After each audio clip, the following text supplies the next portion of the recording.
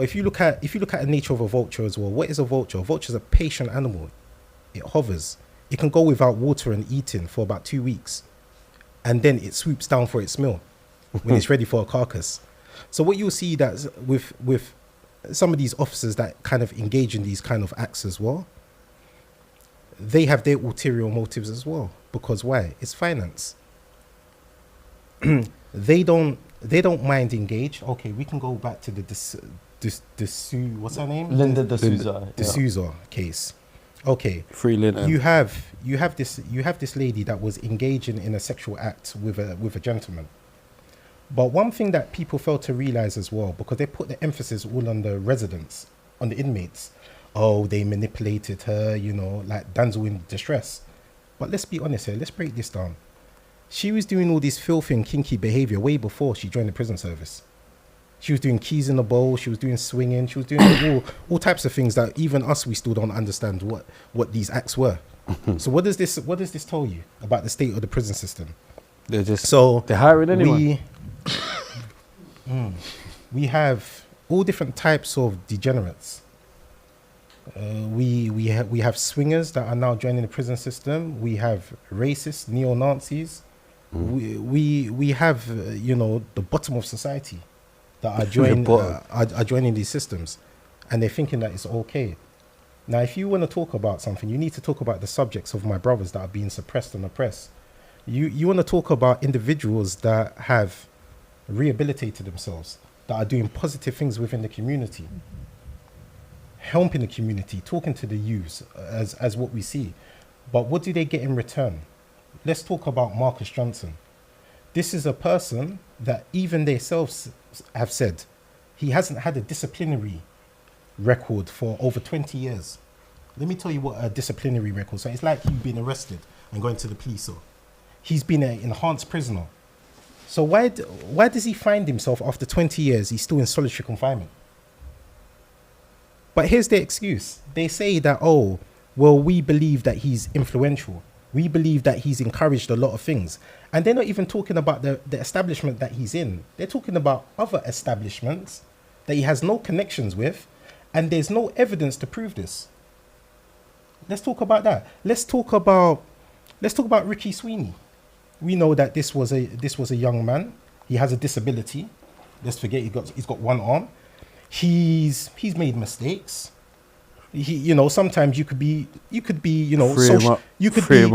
socially behind as well because of the extent of the prison environment. But this is a man as well that has, for a sustained period of time, have been well behaved due to his ability. And they knocked him back on parole, saying what?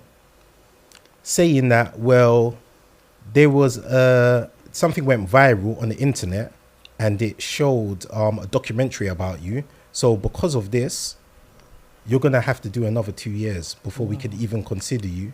Is that why they knocked back Dwaine? That's correct. So how is that? That's crazy. If somebody doesn't like you, they can put anything, as you know, on the social media, and they can destroy your character in this way. There's untold cases. What the BBC needs to be filming as well, they need to be looking at, when you go to the parole board as well, look what they say. They do this method. Even the likes of myself, I was denied parole 10 times. Wow.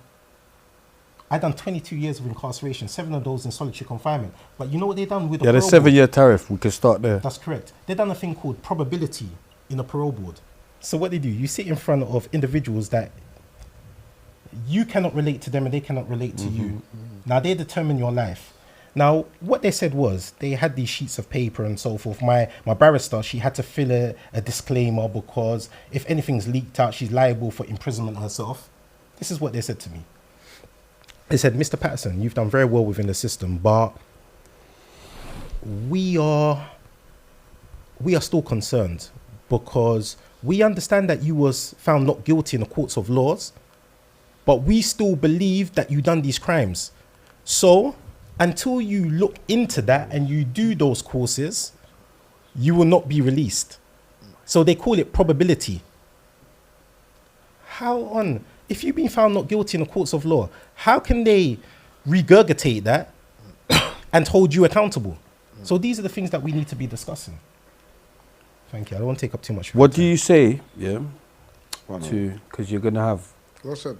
You're gonna have normal citizens or whatever, civilians, that will say, lock them up and throw away the key. Okay, I'll say this. Do you get what I'm trying to say? Not like that, but there's some people that are just unforgiving. They're just unforgiving. Let me land. Let me land. Yeah, they're just unforgiving. Yeah, and they don't believe. They might not believe in forgiving us. What do you say to them people? Because you have some people that do get released from prison and reoffend. Okay. And end up doing madness. But you have to look at the root of it as well. For example, as well, I've worked with the Ministry of Justice. So in the sense of, I've gone into secure units and I've gone into prisons, I've given talks and so forth. And what was quite alarming as well, this year alone, do you know how much the Ministry of Justice has received? 13.8 billion for the criminal justice system. But where's that money actually going? Yeah. Because we ain't seeing it. It's going to the immigrants.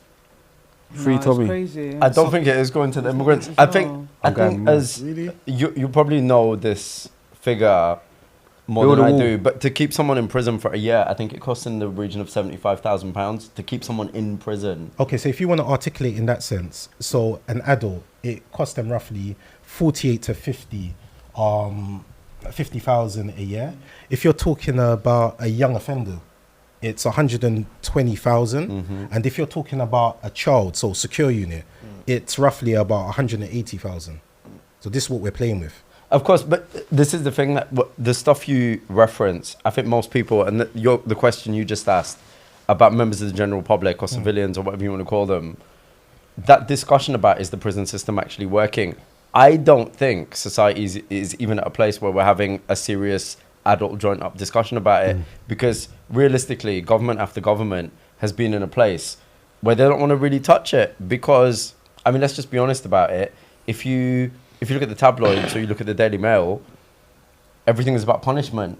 It's about these are the bad people, and they just need to be punished. No one's really taking what you would call like a practice-based or success-based model, which they do have in other countries. There are countries where reoffending rates are much lower. There are countries in which they have different kinds of, there's an emphasis on rehabilitation. Do you know what do they do to help us rehabilitate? But you're deluded though. I totally understand what you're actually saying as well. So you're talking about places, deluded, mind games were gone, especially like Denmark and so forth. But you're forgetting that the people within that country as well are all based on rehabilitation.